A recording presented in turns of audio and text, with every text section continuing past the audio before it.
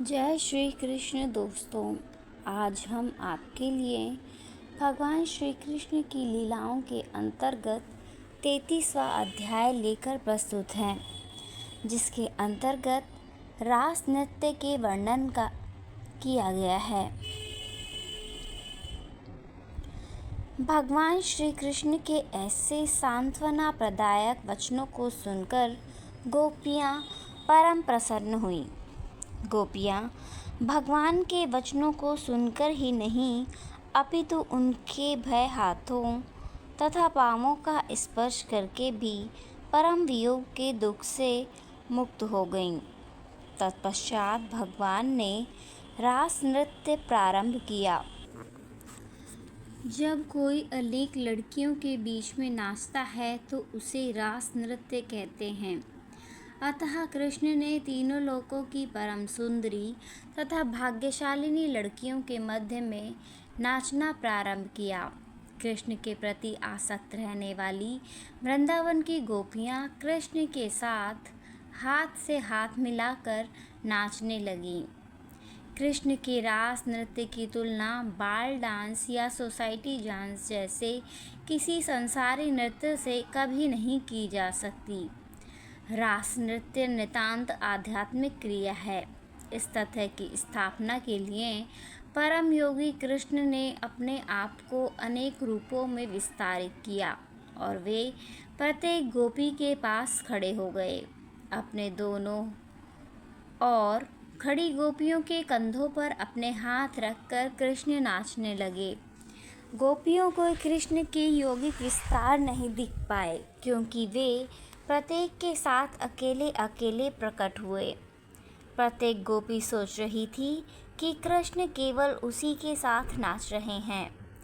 इस अद्भुत नृत्य को स्वर्ग के निवासी अपने अपने विमानों में उड़कर देखने लगे, क्योंकि वे गोपियों के साथ कृष्ण के नृत्य को देखने के लिए उत्सुक थे।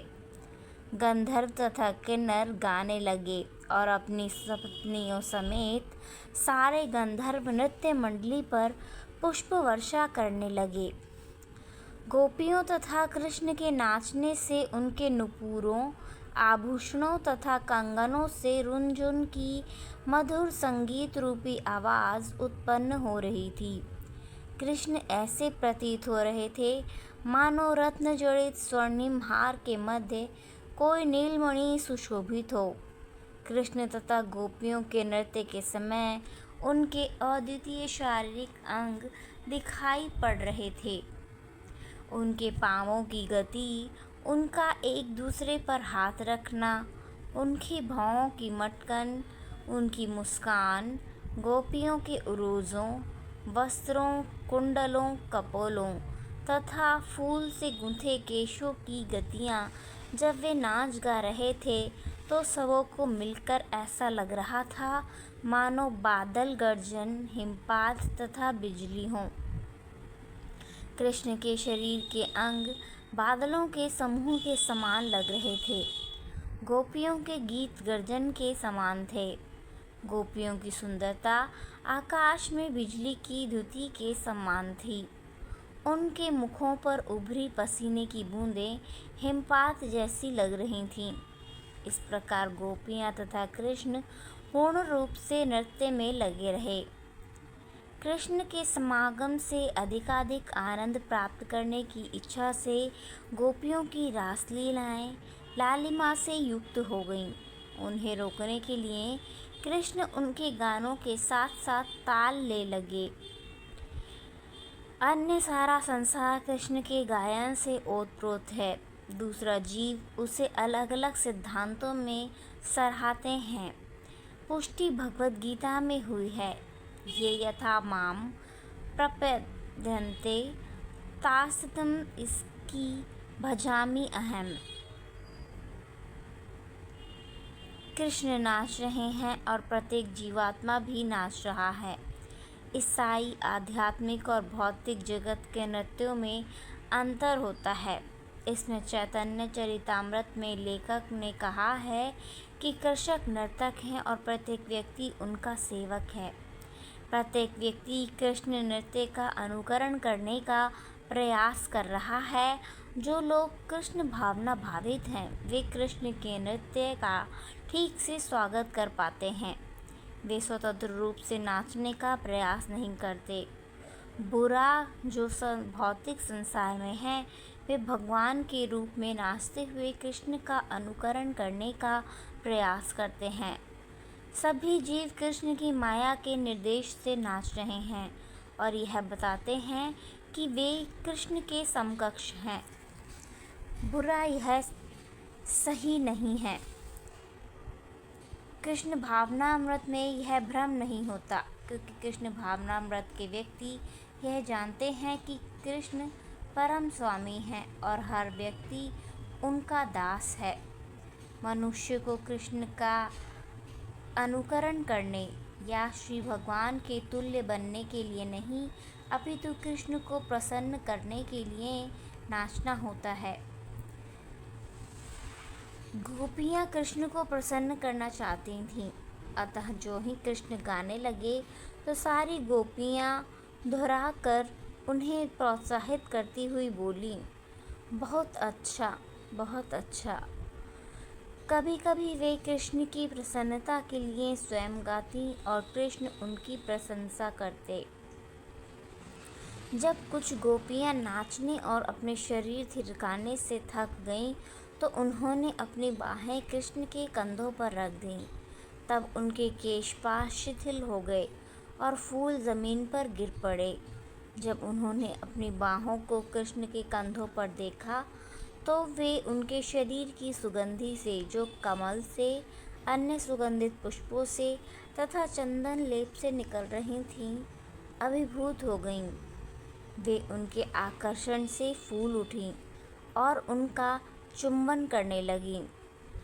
कुछ गोपियों ने कृष्ण के कपोलों से अपने कपोल सटा दिए और कृष्ण उन्हें अपने मुख की चबाई सुपारी देने लगे, जिसे उन्होंने चुंबन लेकर अत्यंत हर्ष के साथ ग्रहण किया।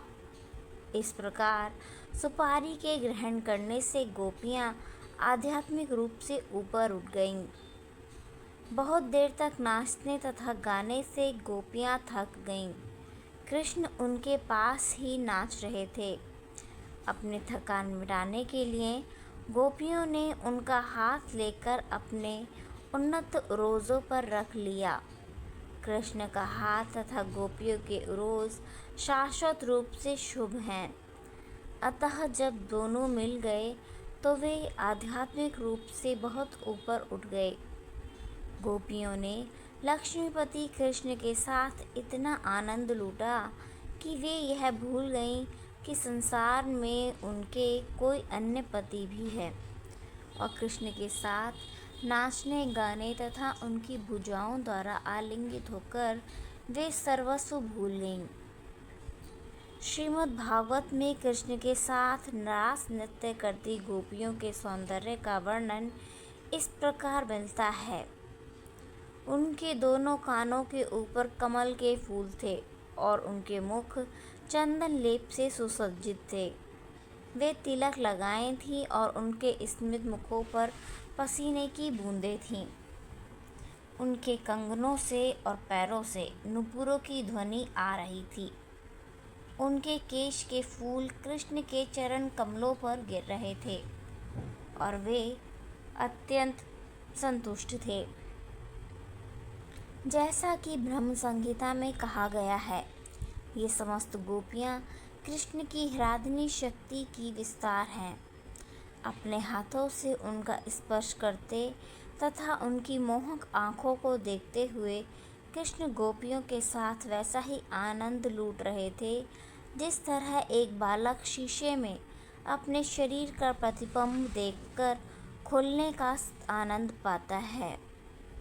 जब कृष्ण गोपियों के शरीर के विभिन्न अंगों का स्पर्श करते तो गोपियाँ आध्यात्मिक शक्ति से परिपूरित हो उठतीं। वे चाहकर भी अपने वस्त्रों को संभाल न पातीं। उनके केश तथा वस्त्र बिखर गए और उनके आभूषण ढीले पड़ गए, क्योंकि कृष्ण के संग वे कारणवश अपने आप को भूल गईं। जब कृष्ण रास नृत्य में गोपियों के संग का आनंद ले रहे थे तो देवता तथा उनकी पत्नियां अत्यंत विस्मित होकर आकाश में एकत्र होने लगे। चंद्रमा भी एक प्रकार से काम मोहित होकर नृत्य देखने लगा और आकर आश्चर्य से चकित रह गया। गोपियों ने देवी कात्यायनी से प्रार्थना की कि उन्हें कृष्ण पति रूप में प्राप्त हों। अब कृष्ण स्वयं को गोपियों की संख्या के अनुरूप विस्तारित करके तथा पति रूप में उनका भोग करके उनकी इस इच्छा की पूर्ति कर रहे थे। श्री सुखदेव गोस्वामी ने कहा है कि कृष्ण आत्मनिर्भर हैं, वे आत्माराम हैं, उन्हें अपनी तुष्टि के लिए किसी की भी आवश्यकता नहीं रहती। चूँकि गोपियों ने उन्हें पति रूप में चाहा था, इसलिए वे उनकी इच्छा पूर्ति कर रहे थे। जब कृष्ण ने देखा कि गोपियाँ उनके साथ नाचने के कारण थक गई हैं, तो वे तुरंत अपने हाथ उनके मुखों पर फेरने लगे, जिससे उनकी थकान दूर हो जाए। कृष्ण के इस सौजन्य का बदला चुकाने के लिए वे प्रेमपूर्वक उनकी ओर देखने लगीं। वे कृष्ण के शुभकर स्पर्श से अति प्रसन्न थीं। हंसी से युक्त उनके कपोल सुंदरता से चमक उठे और वे आनंदित होकर कृष्ण का यशोगान करने लगीं।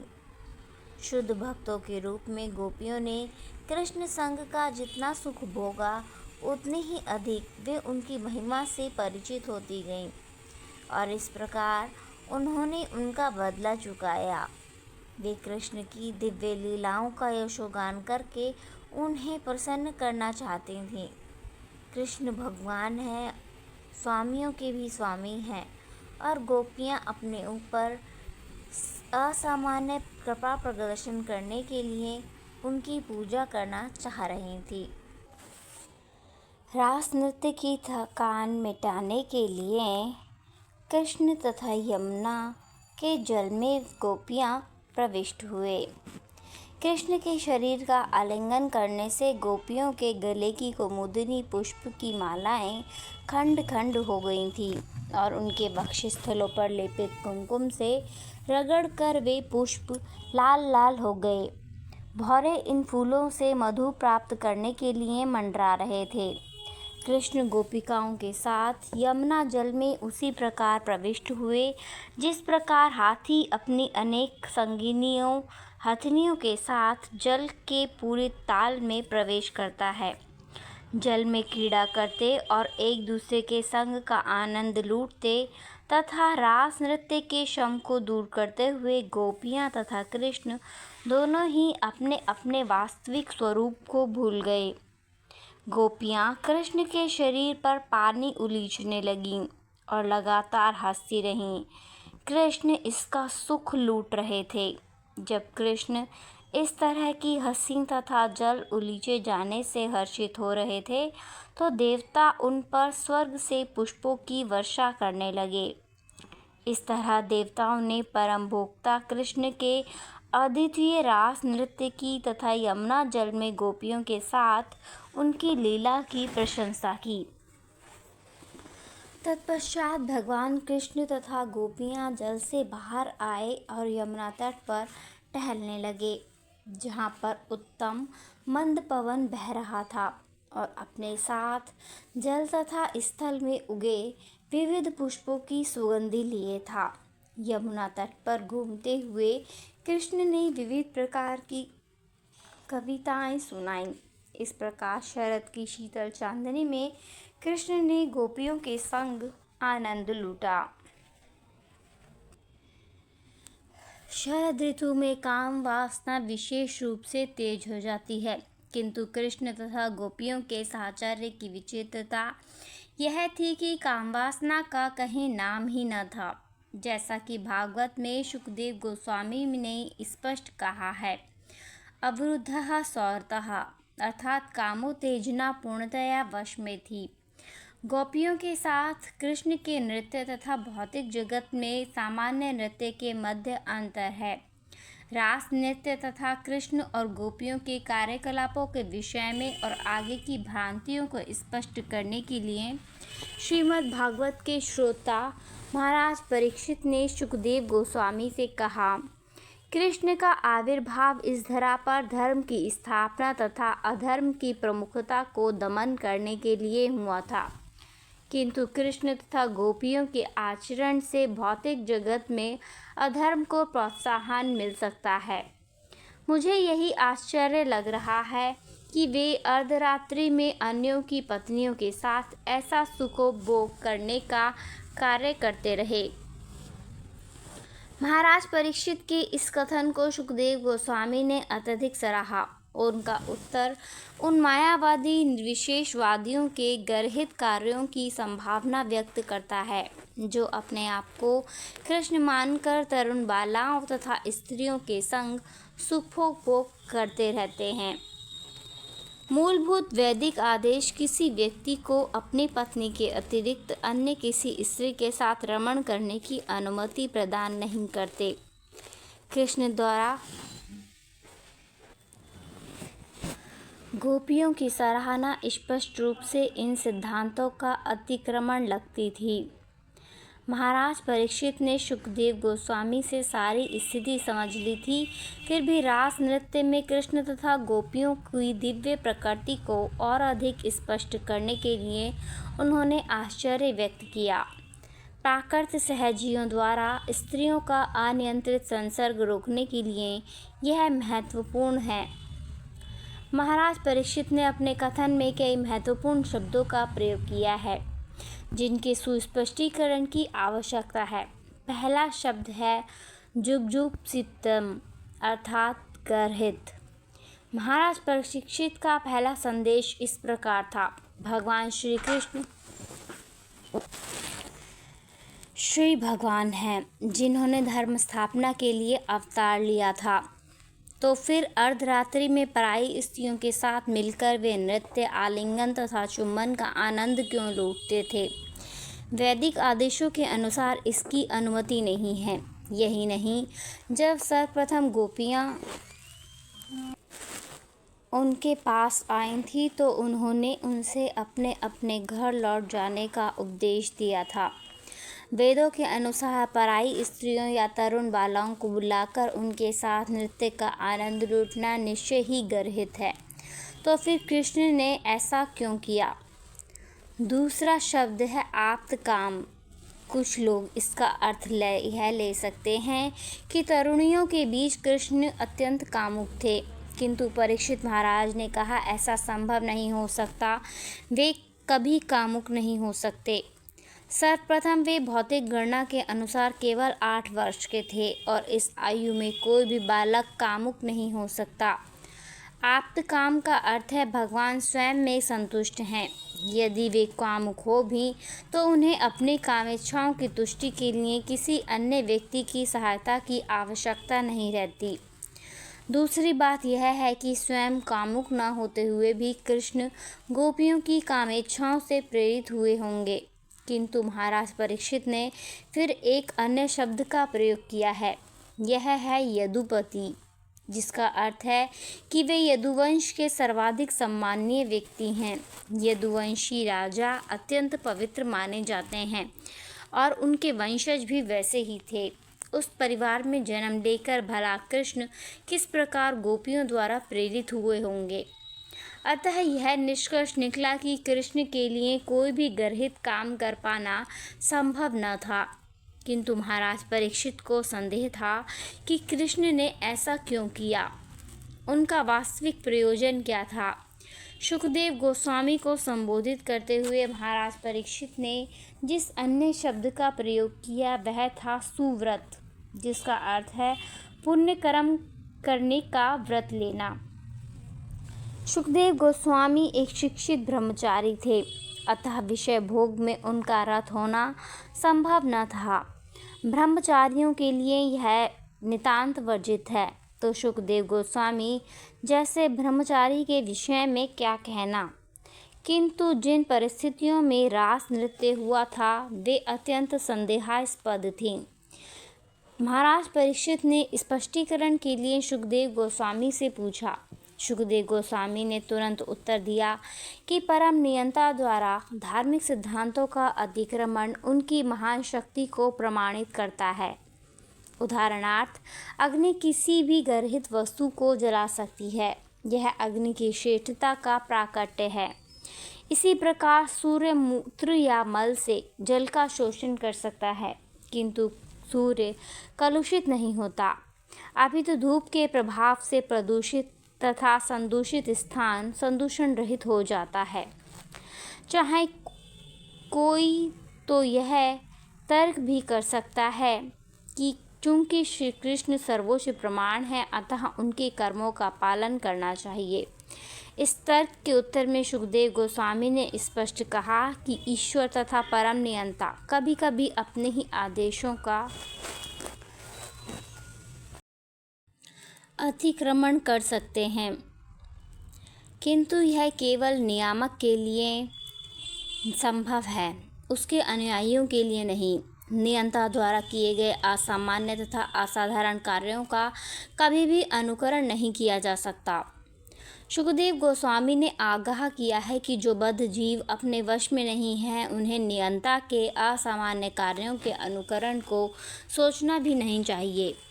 एक मायावी चिंतक की झूठे ही अपने को ईश्वर या कृष्ण होने का दावा कर सकता है, किंतु वह वास्तव में कृष्ण की भांति कार्य संपन्न नहीं कर सकता। वह अपने अनुयायियों को झूठे ही रास नृत्य की नकल करने के लिए मना सकता है, किंतु वह गोवर्धन पर्वत को नहीं उठा सकता। भूतकाल में हमें मायावादी पाखंडियों के अनेक अनुभव प्राप्त हैं, जहां उन्होंने कृष्ण बनकर रासलीला का भोग करने के उद्देश्य से अपने अनुयायियों को धोखा दिया है। कई बार तो सरकार ने उनकी तलाशी ली, उन्हें बंदी बनाया और दंड दिया। उड़ीसा में ठाकुर भक्ति विनोद ने एक तथाकथित विष्णु के अवतार को दंडित किया, जो तरुणियों के साथ रासलीला रचाने की नकल करता था। उसके तथाकथित अवतार के विरुद्ध अनेक शिकायतें थीं। उस समय भक्ति विनोद ठाकुर जिलाधीश थे और सरकार ने उन्हें इस धूर्त को दंडित करने के लिए नियुक्त किया था। उन्होंने उसे कठोर दंड दिया। रासलीला का कोई अनुकरण नहीं कर सकता।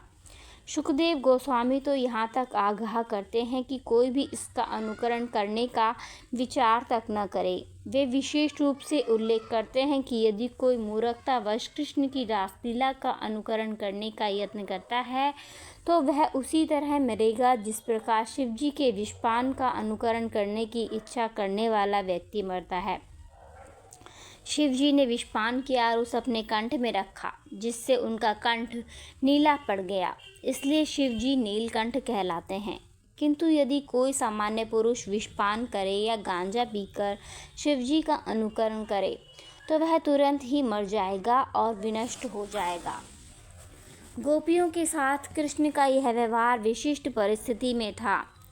अधिकांश गोपियाँ अपने पूर्व जन्म में महान ऋषि थीं, जो वेदों के अध्ययन में पटु थे, और जब भगवान कृष्ण रामचंद्र के रूप में अवतरित हुए थे, तो वे उनके साथ सुखोपभोग करना चाहती थीं। भगवान रामचंद्र ने उन्हें वर दिया था कि जब वे कृष्ण रूप में अवतार लेंगे तो उनकी इच्छाएं पूरी होंगी। अतः भगवान कृष्ण के अवतार का सुखोपभोग करने की गोपियों की इच्छा अत्यंत दीर्घ काल से बनी हुई थी। अतः कृष्ण को अपना पति बनाने के लिए वे देवी कात्यायनी के पास गईं। ऐसे अन्य अनेक उदाहरण हैं जो कृष्ण की परम सत्ता को प्रमाणित करते हैं और यह प्रदर्शित करते हैं कि वे भौतिक जगत के विधि विधानों से बंधे हुए नहीं हैं। विशिष्ट परिस्थितियों में अपने भक्तों पर कृपा करने के लिए वे इच्छानुसार कार्य करते हैं, किंतु वे ऐसा ही कर सकते हैं क्योंकि वे परम नियंता हैं। सामान्य लोगों को चाहिए कि कृष्ण द्वारा भगवद गीता में दिए गए उपदेशों का पालन करें और रासलीला द्वारा कभी भी कृष्ण का अनुकरण करने की कल्पना तक न करें। कृष्ण द्वारा गोवर्धन पर्वत का उठाया जाना, पूतना जैसी राक्षसी का वध करना तथा अन्य घटनाएं स्पष्ट रूप से उनके अलौकिक कार्य हैं। इसी प्रकार रासलीला भी असामान्य कार्य है जिसका अनुकरण सामान्य व्यक्ति नहीं कर सकता। अर्जुन जैसे अपनी वृत्ति में लगे हुए सामान्य व्यक्ति को चाहिए कि वह कृष्ण को प्रसन्न करने के लिए अपना कर्तव्य करे, यही उनके सामर्थ्य की बात है। अर्जुन योद्धा था और कृष्ण की इच्छा थी कि उनको प्रसन्न करने के लिए वह युद्ध करे। पहले तो अर्जुन इसके लिए तैयार नहीं हुआ, किंतु बाद में वह राजी हो गया। सामान्य पुरुषों को कर्तव्य निभाने होते हैं। उन्हें कूदकर कृष्ण का अनुकरण करके रासलीला में प्रवृत्त होकर अपना विनाश नहीं कर लेना चाहिए। मनुष्य को यह निश्चित रूप से जान लेना चाहिए कि गोपियों के वरदान स्वरूप कृष्ण ने जो कुछ भी किया उसमें उनका कोई निजी स्वार्थ नहीं था। जैसा कि भगवद गीता में कहा गया है, न माँ कर्माणि लिम्पन्ति, कृष्ण को कभी भी अपने कर्मफल का सुख या दुख नहीं भोगना पड़ता। अतः वे कभी अधर्म का आचरण नहीं करते। वे सभी धार्मिक कर्मों तथा सिद्धांतों से परे हैं। उन्हें प्रकृति के त्रिगुण छू तक नहीं पाते। वे समस्त जीवों के नियंता हैं, चाहे वह सब मानव समाज हो, स्वर्ग में देव समाज हो या जीवों की अधम योनियां हो। वे भौतिक प्रकृति के भी परम नियंता हैं, अतः उन्हें धर्म या अधर्म से कुछ भी लेना देना नहीं रहता। सुखदेव गोस्वामी ने यह भी निष्कर्ष निकाला कि ऋषिगण तथा भक्तजन जो समस्त बद्ध जीवन से मुक्त हैं, अपने अंतःकरण में कृष्ण को धारण करके इस कल्मषग्रस्त संसार में कहीं भी स्वतंत्र रूप से विचरण कर सकते हैं। इस प्रकार वे प्रकृति के अंतर्गत गुणों के सुख तथा दुख के नियमों के वश में नहीं होते। तो फिर भला कृष्ण के लिए कर्म के नियमों के वशीभूत होना क्यों कर संभव है, जब वे अपनी अंतरंगा शक्ति से प्रकट होते हैं। भगवद गीता में भगवान स्पष्ट कहते हैं कि जब भी वे अवतरित होते हैं तो वे अपनी अंतरंगा शक्ति से अवतरित होते हैं। वे सामान्य जीव की भांति कर्म के नियमों द्वारा शरीर धारण करने के लिए बाध्य नहीं किए जाते हैं। अन्य प्रत्येक जीव को अपने पूर्वजों के अनुसार एक विशेष प्रकार का शरीर धारण करने के लिए बाध्य होना पड़ता है, किंतु जब कृष्ण अवतरित होते हैं तो उन पर शरीर किसी पूर्व कर्म के द्वारा लादा नहीं जाता। उनका शरीर उनके दिव्य आनंद की लीलाओं का वाहन है, जो उनकी अंतरंगा शक्ति द्वारा की जाती है। उन पर कर्म के नियमों का कोई बंधन नहीं है। मायावादी अद्वैतवादी को प्रकृति के नियमों द्वारा बाध्य होकर फिर से कोई न कोई शरीर धारण करना पड़ता है। अतः उसका यह दावा है कि वह कृष्ण या ईश्वर से एकाकार है, केवल सैद्धांतिक है। ऐसे लोग जो अपने को कृष्ण से के तुल्य बताते हैं और रासलीला में प्रवृत्त होते हैं, सामान्य लोगों के लिए घातक स्थिति उत्पन्न करते हैं। भगवान श्री कृष्ण पहले से गोपियों तथा उनके पतियों के शरीर के भीतर परमात्मा रूप में स्थित हैं। वे संपूर्ण जीवों के मार्गदर्शक हैं, जैसा कि कठोपनिषद में कहा गया है, नित्यो नित्यानाम चेतन चेतनानाम। परमात्मा ही जीवात्मा को कर्म करने के लिए निर्देश देता है। परमात्मा ही कर्ता तथा सभी कर्मों का साक्षी है। भगवद गीता में पुष्टि की गई है कि कृष्ण सबों के हृदय में स्थित हैं और उन्हीं से सारे कर्म, स्मृति तथा विस्मृति उत्पन्न होते हैं। वे ही आदि पुरुष हैं जो वैदिक ज्ञान द्वारा ज्ञेय हैं। वे वेदांत दर्शन के रचयिता हैं तथा उसके पूर्ण ज्ञाता हैं। तथाकथित वेदांती तथा मायावादी कृष्ण विद्वान को यथारूप में नहीं समझ पाते। वे कृष्ण के कार्यों का अस्वाभाविक रूप से अनुकरण करते हुए अनुयायियों को गुमराह करते हैं। परमात्मा स्वरूप कृष्ण जन जन के शरीर में व्याप्त हैं, अतः वे किसी को यदि देखते हैं या किसी का आलिंगन करते हैं तो अनौचित्य का प्रश्न नहीं उठता। कोई यह प्रश्न कर सकता है कि यदि कृष्ण आत्माराम हैं तो उन्होंने गोपियों के साथ ऐसी लीलाएं क्यों की हैं जो विश्व के आदर्शवादियों को विक्षुब्ध करती हैं? इसका उत्तर यही है कि ऐसे कार्यों से पतित बद्ध जीवों पर विशिष्ट कृपा प्रदर्शित होती है। गोपियाँ भी उनकी अंतरंगा शक्ति की विस्तार हैं। चूँकि कृष्ण रासलीला करना चाहते थे, अतः गोपियाँ भी सामान्य प्राणियों के रूप में प्रकट हुईं। भौतिक जगत में अंततोगत्वा आनंद का प्राकट्य स्त्री तथा पुरुष के मध्य कामासक्ति के रूप में होता है। पुरुष स्त्री के द्वारा मोहित होने के लिए जीवित है और स्त्री पुरुष के द्वारा मोहित होने के लिए है। यदि भौतिक जीवन का मूल सिद्धांत है, ज्यों-ज्यों ये आकर्षण संयुक्त हो जाए हैं, त्यों-त्यों लोग भौतिक जगत में और अधिक उलझते जाते हैं। कृष्ण ने उन पर विशेष कृपा दर्शन के उद्देश्य से रासलीला नृत्य का प्रदर्शन किया। यह बद्ध जीवों को मोहित करने के लिए है। चूँकि वे विकाम विद्या के प्रति अत्यधिक आकृष्ट रहते हैं, अतः कृष्ण के साथ वे वैसा ही जीवन भोगते हैं और इस तरह भौतिक अवस्था से मुक्त हो जाते हैं। श्रीमद् भागवत के द्वितीय स्कंध में महाराज परीक्षित यह भी बताते हैं कि भगवान कृष्ण के कार्य तथा लीलाएं बद्ध जीवों के लिए औषधि तुल्य हैं। यदि वे कृष्ण के विषय में केवल श्रवण करते हैं तो वे भौतिक रोग से मुक्त हो जाते हैं। वे लोग भौतिक सुखोपभोग तथा कामशास्त्र संबंधी पुस्तकें पढ़ने के लिए आदी होते हैं, किंतु गोपियों के साथ कृष्ण की इन दिव्य लीलाओं के श्रवण मात्र से वे भौतिक कल्मश से मुक्त हो जाएंगे। शुकदेव गोस्वामी ने यह भी बताया है कि किससे और किस प्रकार श्रवण करना चाहिए। सबसे बड़ी कठिनाई तो यह है कि सारा जगत मायावादियों से भरा पड़ा है और जब वे श्रीमद् भागवत के पेशेवर वाचक बन जाते हैं, तब लोग मायावाद दर्शन के प्रभाव को जाने बिना ऐसे लोगों से कथा सुनते हैं तो वे संभ्रमित हो जाते हैं।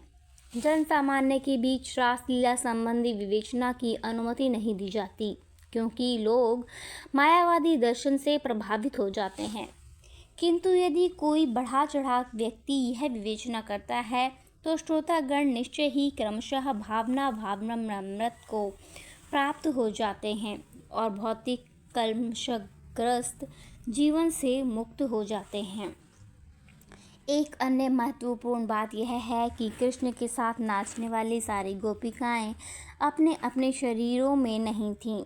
वे कृष्ण के साथ आध्यात्मिक शरीरों में नाची थीं।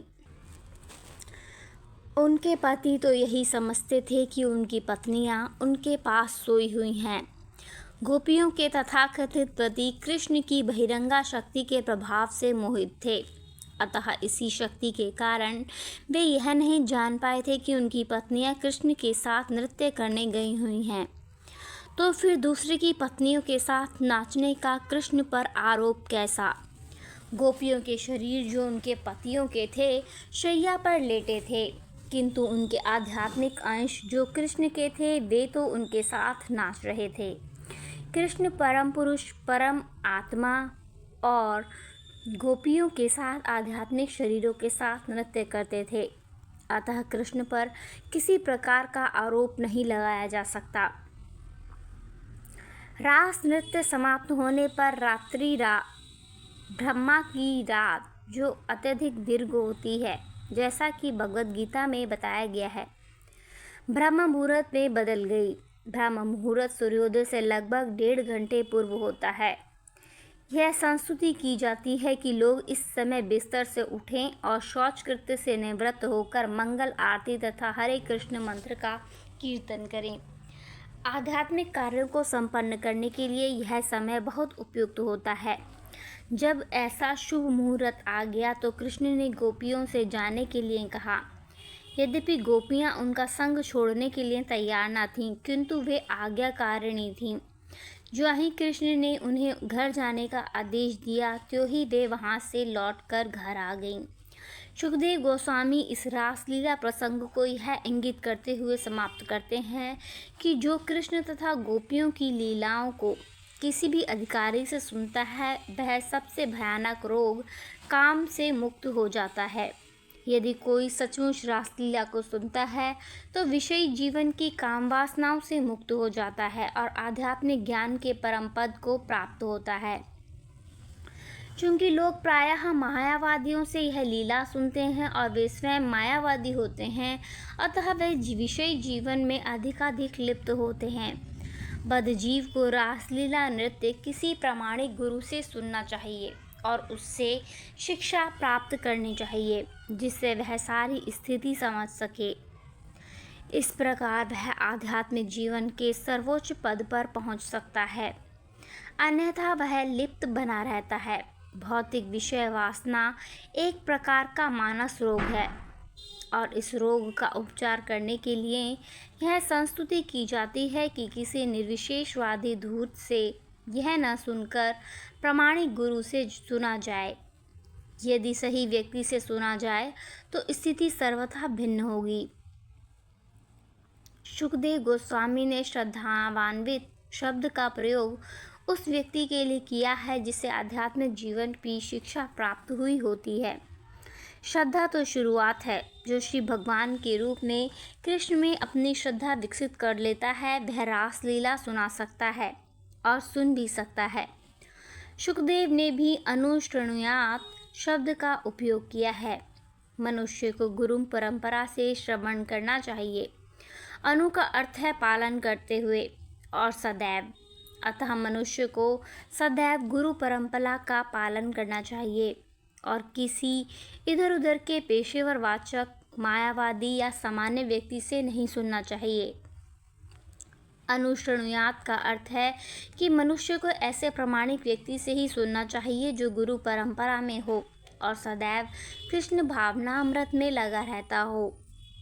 जब मनुष्य इस प्रकार से सुनता है तो उसका प्रभाव अवश्य होता है।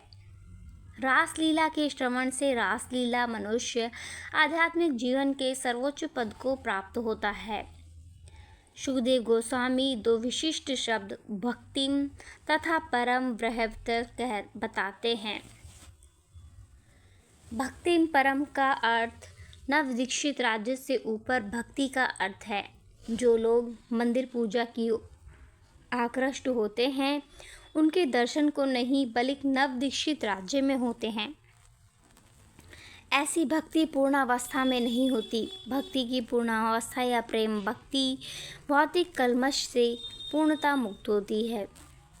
कल्मश का सबसे घातक उदाहरण पहलू काम या विषयगत जीवन है, अर्थात भक्ति इतनी शक्तिप्रद है जो धीरे धीरे इसे त्याग देती हो। वह भौतिक जीवन के आकर्षण से मुक्त हो जाती है। जो वास्तव में रासलीला को अद्भुत लाभ प्राप्त होता है वह उसे निश्चित रूप से दिव्य पद प्राप्त होता है। उसके दिल की सारी योजनाएं रहती हैं। विश्वनाथ चक्रवर्ती ठाकुर के अनुसार रास नृत्य ब्रह्मा की जितनी दीर्घ अवधि तक चला, किंतु गोतियाँ इसे समझ न पाईं। उनकी इच्छा पूर्ति के लिए कृष्ण ने रात्रि को बढ़ाकर इतना दीर्घ बना दिया। कोई यह पूछ सकता है कि यह कैसे संभव हुआ। विश्वनाथ चक्रवर्ती ठाकुर हमें स्मरण दिलाते हैं कि यद्यपि कृष्ण एक छोटी सी रस्सी में बंध गए, किंतु उन्होंने अपने मुख के भीतर अपनी माता को सारा ब्रह्मांड दिखाया। यह कैसे संभव हो सका? इसका उत्तर यह है कि वे अपने भक्तों की प्रसन्नता के लिए कुछ भी कर सकते हैं। इस प्रकार चूंकि गोपियाँ कृष्ण के साथ आनंद भोगना चाह रही थीं, अतः उन्हें दीर्घ काल तक सानिध्य प्राप्त करने का अवसर प्रदान किया गया। ऐसा उन्होंने अपने वचन के अनुसार किया। जब कृष्ण ने यमुना को चीर घाट में स्नान करती गोपियों का चीरहरण किया तो उन्होंने वादा किया था कि भविष्य में किसी रात वे उनकी इच्छा पूर्ण करेंगे। अतः गोपियों ने एक रात कृष्ण के साथ अपने प्राण प्रिय पति के रूप में बिताई, किंतु वह रात कोई साधारण रात न थी। वह ब्रह्मा की रात थी और लाखों वर्षों तक चलती रही। कृष्ण के लिए यह सब कुछ कर सकना संभव है क्योंकि वे परम अधिष्ठाता हैं। इस प्रकार लीला सर्वोच्चतम भगवान श्री कृष्ण के अंतर्गत रास नृत्य का वर्णन नामक 33वें अध्याय का भक्ति वेदांत तात्पर्य पूर्ण हुआ। जय श्री कृष्ण, जय श्री कृष्ण। धन्यवाद।